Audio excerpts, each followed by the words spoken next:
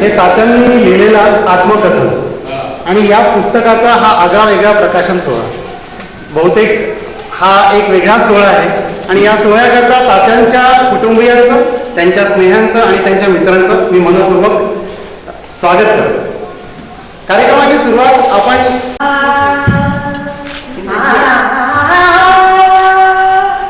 देवी शारदे कृपा असू दे, देवी शारदे कृपा असू दे. शुभ्र वसन तव वीणाली, शुभ्र वसन तव वीणा आशिष दे तू भक्त जमाने तुझसे माया, भक्त जमाने तुझसे माया. यश त्यांना मिळू दे, मिळू दे, मिळू दे. देवी शारदे कृपा असू, शारदे कृपा असू दे.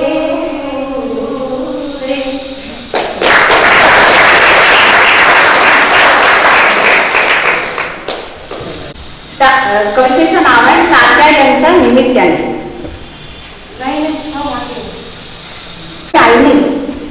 वर्धा रामनगरी निर्मिली, आमचे माहे जशी पंढरी. काबाडकष्ट तिथे सुरू झाले आणि रमली मुला मुलींच्या संसारी. आई रुक्मिणी, पिता नामे श्रीकृष्ण, गोकुळासह आमचा परिवार. विनायक, घनश्याम, लक्ष्मण आणि रघुनाथ बंधूच्या जसे रामाचे अवतार.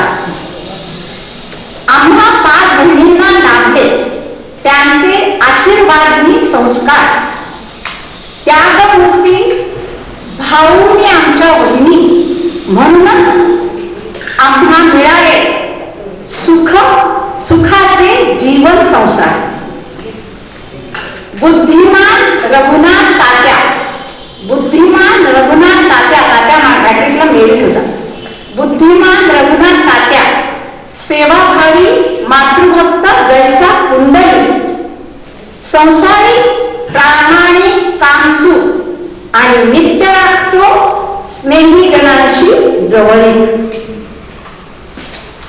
संत वाङ्मय अध्यात्माची आवड जपते, संत वाङ्मय आणि अध्यात्माची आवड जपतो, देतो नित्य योगदान देवस्थानी.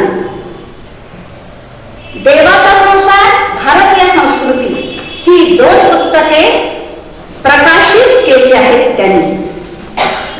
झाली त्याला 10 वर्ष. विनायक, घनश्याम, राष्ट्रातीत लक्ष्मण आणि भगिनी भानुमती प्रिय झाले देवाला. विनायक, घनश्याम, राष्ट्रातीत लक्ष्मण, भगिनी भानुमती प्रिय झाले देवाला.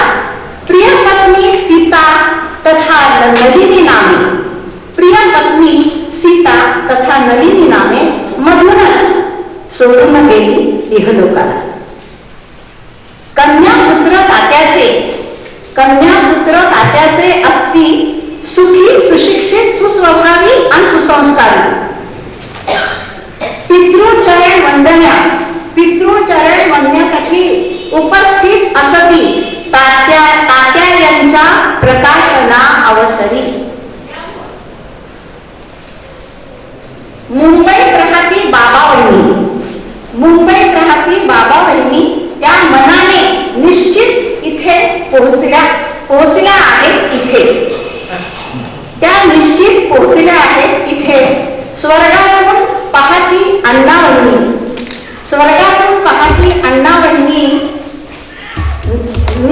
पैसा आईचाही वावर जाणवे सुख आशीर्वादे. आता शेवट कुटुंब भिड्यांचे साधेवादे, कुटुंब भिड्यांचे साधेवादे, सामान्य आम्ही माणसे, सामान्य आम्ही माणसे, तात्या यांना शुभचिंतन असो आपणा सर्व उपस्थितांचे, आपणा सर्व उपस्थितांचे मंगल चिंतूया जगाचे, मंगल चिंतूया सर्व मान्यवर आणि इथे उपस्थित सर्व प्रियजन.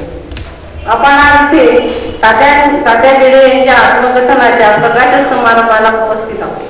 याकरता इथे जे मंचावर मान्यवर आहेत त्यांचा परिचय मी आता करून देते. सर्वप्रथम कार्यक्रमाच्या अध्यक्षा या आम्हाला लाभल्या आहे अक्का आत्या दुर्गा पाठक. मी चिन्हाला विनंती करतो की सगळ्यांचं पुष्प देऊन त्यांचं स्वागत करतो.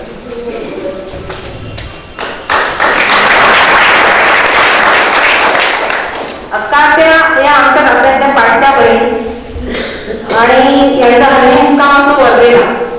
या तात्यांपेक्षा 2 वर्षांनी लहान म्हणजे नंबरीला. तर मी आज आम्हाला पुस्तकाचे जे आम्ही विमोचन करणार आहोत, ज्याप्रमाणे अभिलाषने उल्लेख केला, आज आमचा अतिशय घरगुती कौटुंबिक असा कार्यक्रम आहे.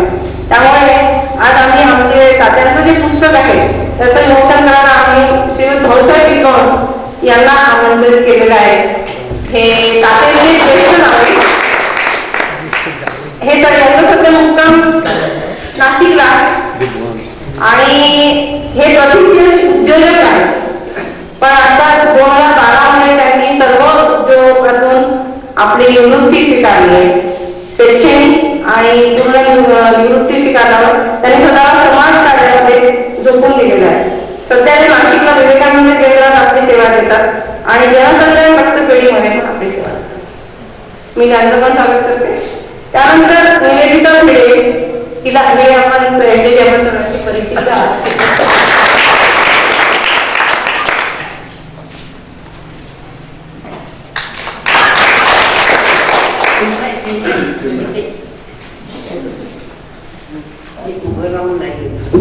निवेदिताताई या तात्यांच्या 3 नंबरच्या कन्या आणि यांचं नाव आपण सर्वसुद्धा आहे. त्या विवेकानंद केंद्र कन्याकुमारी येथे आपली सेवा देतात. आजच्या कार्यक्रमाला त्या प्रमुख वक्ता म्हणून आमच्या कार्यक्रमाला संबोधन करतील. आणि आजचे ग्रंथलेखक श्रीयुत रश्मी भिडे उर्फ तात्या.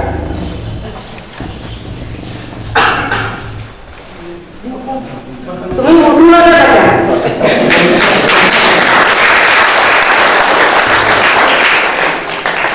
मान्यवरांचं स्वागत झालेलं आहे. आता मी थोडासा आजच्या कार्यक्रमाचा वास्तविक आणि हे सांगण्याचा प्रयत्न करते.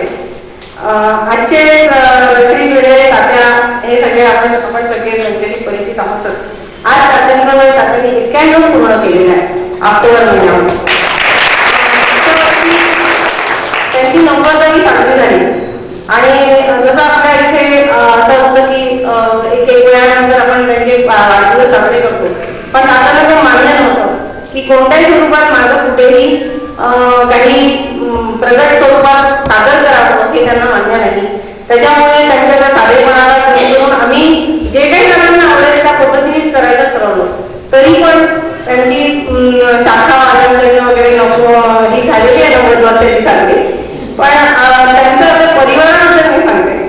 त्यांना 3 भाऊ आणि 5 बहिणी आणि त्यांच्या असा मोठा परिवारामध्ये टोटल 9 भावंड.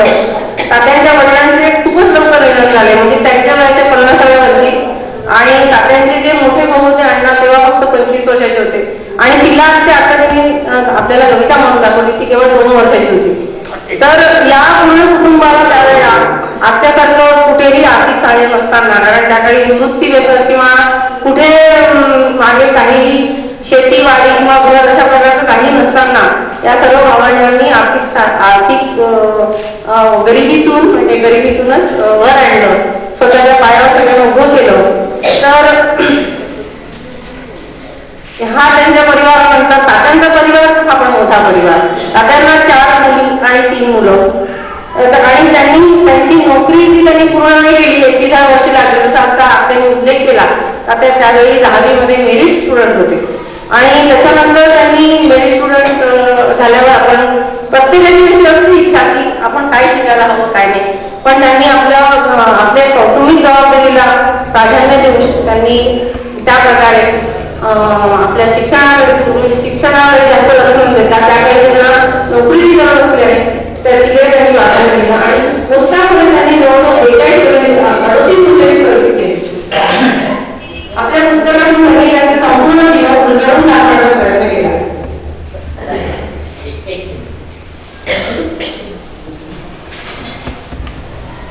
6 वर्षांपूर्वी एका छोट्या अपघात झाला होता इथे त्या रस्त्यावर आपल्या जनार्दन स्वामींच्या तिथे किरकोळ अपघात झाला आणि मग तात्यांचं शस्त्रक्रिया झाली मेंदूची.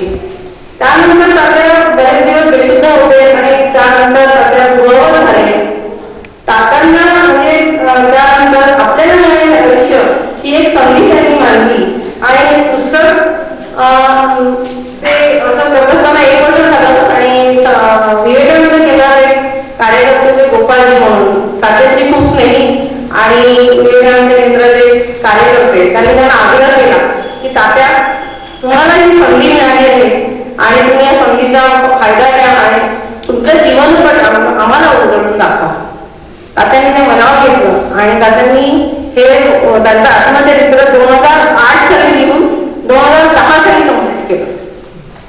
तर हे पुस्तक नंतर छापायचं की त्यांनी याबद्दल आम्हाला जमत होतं की काय करावं, आम्हाला काही कळत नव्हतं.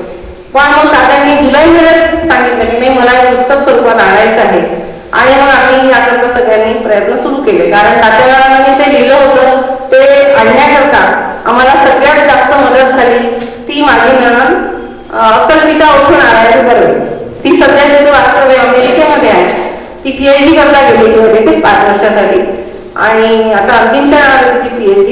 तर PhDचा अभ्यास सांभाळून जेव्हा ती मध्ये 2010 मध्ये इथे आलेली तेव्हा तिने तात्यांची जी काही डायरी होती ती पूर्ण स्कॅन केली. त्याला मोठ्या स्वरूपात जेव्हा करून स्कॅन करून तिथे गेली.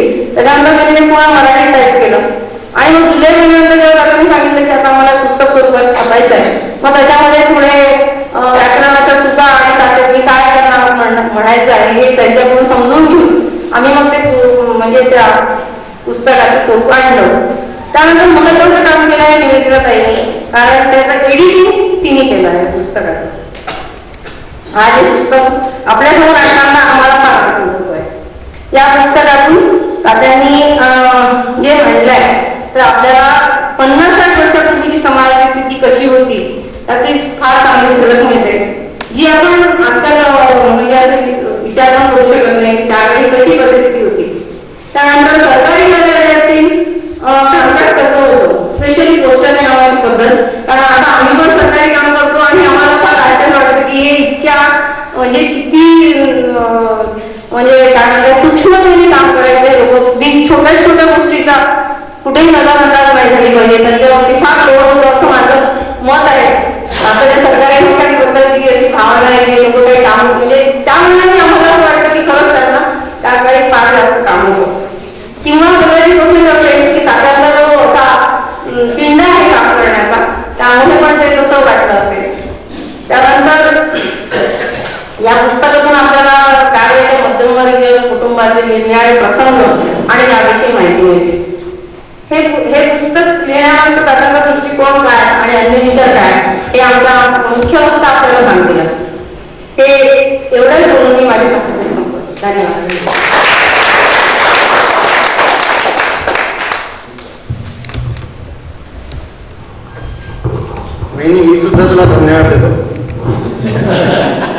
मी सुद्धा तुला धन्यवाद देतो. कारण की म्हणजे तात्यांचं वय 92 वर्ष जवळपास पण ते कधी स्वतःविषयी बोललेलं नाहीये. त्या पुस्तकांमुळे आम्हाला सगळ्यांना कळलं की आणि ते काल पण म्हणजे छोटीशी घटना समजा काल स्काईपवर जेव्हा माझी छोटी बहीण बोलत होती आणि तेच म्हटलं तर तात्या म्हणतात की नाही स्वतःविषयी बोलायचं नाही स्वतःची स्तुती करायची नाही स्तुती करायची तर फक्त परमेश्वराची. तर आता आपण कार्यक्रमात पुढे चलूया. आपला जो मुख्य कार्यक्रम आहे म्हणजे पुस्तकाचं विमोचन.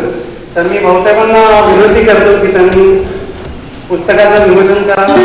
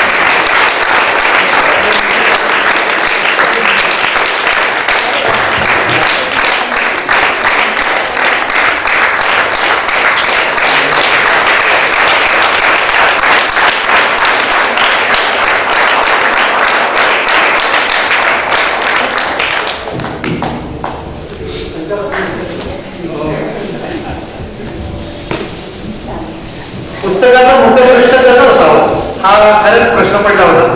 मग आम्ही सगळ्यांनी विचार केला की तात्यांच्या ज्याला आपण सिक्वेन्स म्हणू शकतो, तर सगळ्यात पहिले तात्यांना काय प्रिय आहे तर देश, देश आला पाहिजे. दुसरं काय प्रिय धर्म, त्यामुळे ते जे मुखपृष्ठ आहे त्याच्यामध्ये ते तुम्हाला दिसेल की अखंड भारत आणि भगवान वगैरे. तर आता आपण कार्यक्रम पुढे करतोया.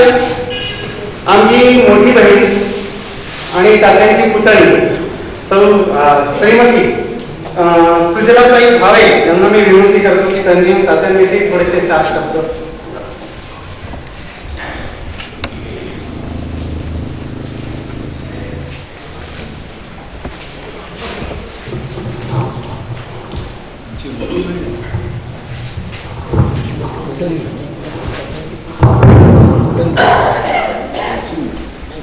तात्याकाकांच्या पुस्तक विमोचनानिमित्ताने आम्ही त्यांनी मला सांगितलं आहे की तू बोलायचं आहे, आणि मी काही त्या तयारीने आले नव्हते कारण सगळ्यांचा खूप बसला 2-3 दिवसापासून. अनंताला म्हटलं की नाही तू बोल, तर नाही म्हणे तुला सांगितलं बोलायचं तू बोलायचं. आम्ही आमच्या वडील काका तुझ्याकडे माझ्या भावाचे टाका ते मी आणि मी हो म्हटलं शेवटी. मी थोडक्यात नको, माझे वडील अण्णा आणि माझे 3 काका मला पुत्र समान आहे. माझा एक भाऊ नव्हता, पण तात्या काकांची मुलं आणि बाबा काकांच्या मुली अगदी सख्या भावंडांप्रमाणे आहेत. कारण त्याचं कारण म्हणजे आमच्या काकांचं आमच्यावरचं प्रेम. घरातल्या सर्वच मोठ्या माणसांविषयी प्रेम आणि आदरभाव मनात असण्याचे श्रेय आमची आजी, माझी आई, दोन्ही काकू यांनाही द्यावे लागेल. नलू काकू त्यांच्या मुलीला सांगायच्या की जर काही तरकत मी वागायचं, हे मी स्वतः त्यांच्या तोंडून ऐकलंय. माझे वडील काका वगैरे मंडळींबद्दल आदर तर होतात, पण एक प्रकारचा धाक पण होता आम्हाला मनात. आम्ही बैठक खोलीत वर्ध्याला पुस्तक वाचत असायचं तर ते पायापासून वगैरे वाचायचं तर डोळ्यात पडून वाचायचं. पण कोणी आलं तात्या काका बाबा काका ना त्यामुळे लगेच उठून उभं राहायचं. सगळं आपोआप व्हायचं की आम्ही काही मुद्दाम ते आले म्हणून व्हायचं नाही, पण एक सवय आहे की मोठी माणसं आली की आपण लगेच उठून उभं राहायचं. तात्या काकांच्या बद्दलची गाय पण माझी आहे. मी लहान 6-7 वर्षाची तेव्हा मला तात्या काका सांगायचे की समोरच्या ग्राउंडवरून धावत जाऊन आबासाहेब पेढेच्या घराच्या पलीकडील पुलाला हात लावून पुन्हा धावत जाऊन घरी यायचं. म्हणजे जवळजवळ 1 कलाक नंतर होतं. आम्ही सांगितलं ना आपण करायचं, तर मग ते धावत जाऊन यायचं. म्हणजे नंतरच आम्हाला एक कप दूध प्यायला द्यायचं, तोपर्यंत नाही. तात्या काकांचा एक ठाव होता आम्हाला. माझी बहीण कम माहिती प्रतिभा आहे तिथे, ती म्हणायची आपल्याला आपल्या घरातल्या मोठ्या माणसांनी नक्कीच घडवलं आहे, कारण त्यांनीच आपल्याला शिकवलं की संगीत जा, दौलकरांच्या देवळात जा, कार्यक्रम सगळे अटेंड करा, सगळी भाषण ऐका. तर आम्ही ते म्हणजे घरातल्या मोठ्या माणसांनी घडवलं तसं आम्हाला दौलकरांच्या देवळांनी आणि समितीने सुद्धा घडवलं असं नेहमी मनात येतं. आज माझ्या आजीबद्दलची मला एक आठवण सांगायची वाटते. आमची आजी कमी बोलायची फार, पण आमचं प्रेम मात्र तिने खूप केलं. तर मी माझ्या पायाला कुरूप झालं होतं आणि ते हॉस्पिटलमध्ये त्याचं ऑपरेशन झालं. मग ते कापलं आणि खूप